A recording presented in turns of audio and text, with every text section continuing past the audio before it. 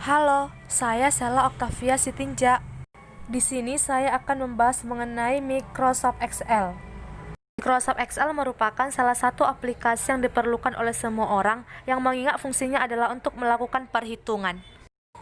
Selain itu, di dalam Microsoft Excel terdapat banyak berbagai macam fitur yang bisa digunakan seperti grafik, kalkulasi, tabel, dan lainnya. Jadi, sebenarnya aplikasi ini tidak hanya bisa digunakan untuk melakukan operasi perhitungan saja, tetapi bisa untuk lainnya.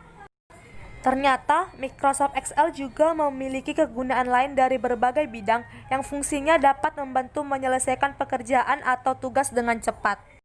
Yang pertama adalah datang dari bidang akuntansi, yang gunanya untuk menghitung jumlah laba atau rugi suatu perusahaan.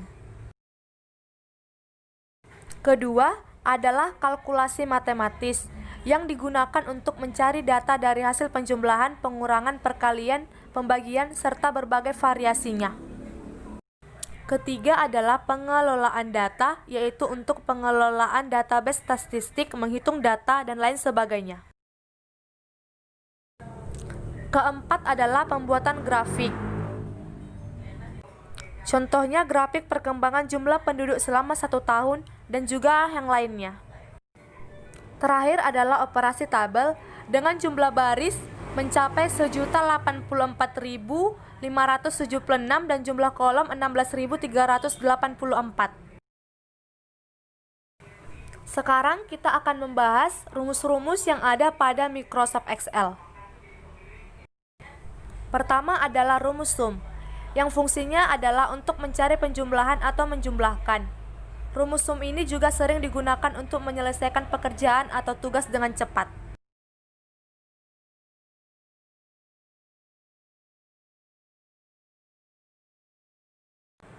Yang kedua adalah rumus average, yang fungsinya adalah untuk mencari nilai rata-rata suatu variabel.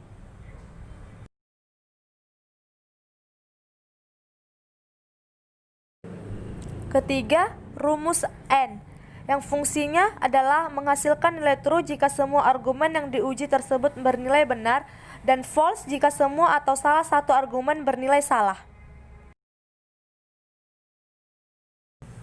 Keempat adalah rumus NOT, yang fungsinya yaitu kebalikan dari rumus AND, yaitu menghasilkan true jika kondisi yang diuji salah dan false jika yang diuji benar.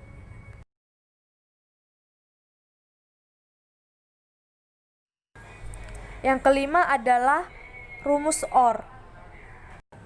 Keenam adalah rumus single if. If akan mengembalikan sebuah nilai jika kondisi yang dicek benar dan mengembalikan sebuah nilai lainnya jika kondisi yang dicek salah. Ketujuh adalah rumus multi if, yang fungsinya hampir sama dengan fungsi single if. Rumus areas, untuk menampilkan jumlah area dalam suatu referensi. 9 cause, untuk menampilkan hasil pilihan berdasarkan nomor indeks. Yang ke-10 adalah rumus lookup, yang fungsinya untuk menampilkan data dari sebuah tabel yang disusun dalam format mendatar.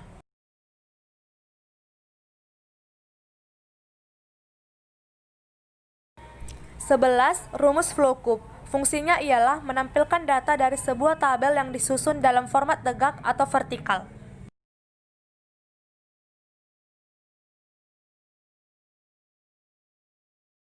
12.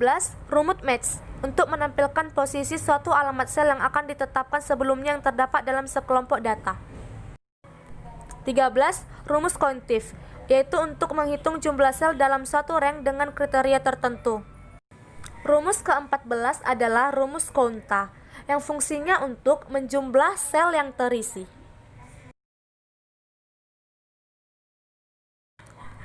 Rumus 15 adalah rumus day, yang digunakan untuk mencari data dari data tipe date. 16. Rumus month, yaitu untuk mencari bulan dari data tipe date.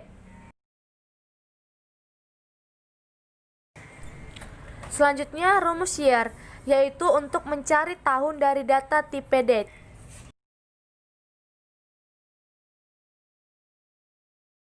Rumus ke-18 adalah rumus date, yaitu berfungsi untuk mendapatkan tipe data date dengan memasukkan angka tahun, bulan, dan hari.